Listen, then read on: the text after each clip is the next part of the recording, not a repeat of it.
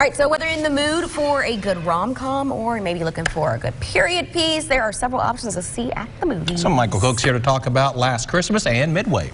All righty, let's talk about Last Christmas first. All right. This one stars Emilia Clarke, who you may know from the Game of Thrones films, along with Henry Golding, who was one of the stars of Crazy Rich Asians.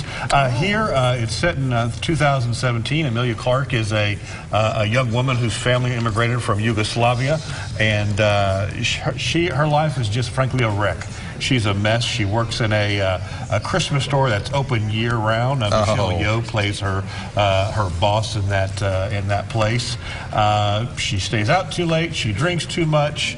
Hangs out with the wrong kind of people, and is semi-homeless because she doesn't have any money and doesn't have a real, and refuses to live with her family. There you see she meets Henry Golding, and a romance sparks between the two, even though he's a bit of a, as she thinks, he's a bit of an odd duck, a little bit too optimistic, and has a habit of always looking up and trying to encourage her to look up. Emma Thompson, there you see on the right, plays her mother, who actually wrote this script for this movie. It's directed by Paul Feig, who also directed Bridesmaids. This movie has all these fantastic elements. You have a great director, great writer. Emilia Clarke just has amazing charisma with an amazing smile. But the movie just... there was a butt coming. I knew it. It's just, romantic comedies are one of the toughest genres to do, because you have to be funny and you have to be romantic, without obviously. being cheesy. Without being cheesy. That's the key word. Unfortunately, this is the Velveeta of cheesy when it comes to a movie.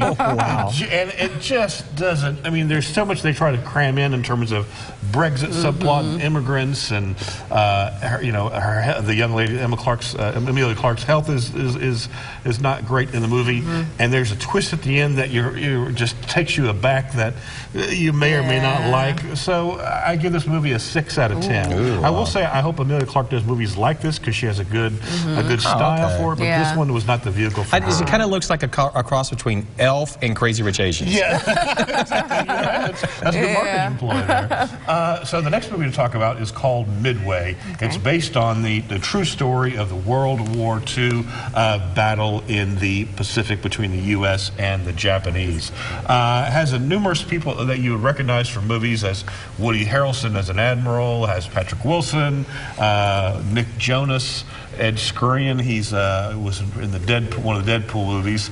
So the movie it's the story of various characters in this time frame. You have the pilots who are on the carriers. You have the admirals who are leading the battles. You have the Japanese leaders that are trying to fight the Americans.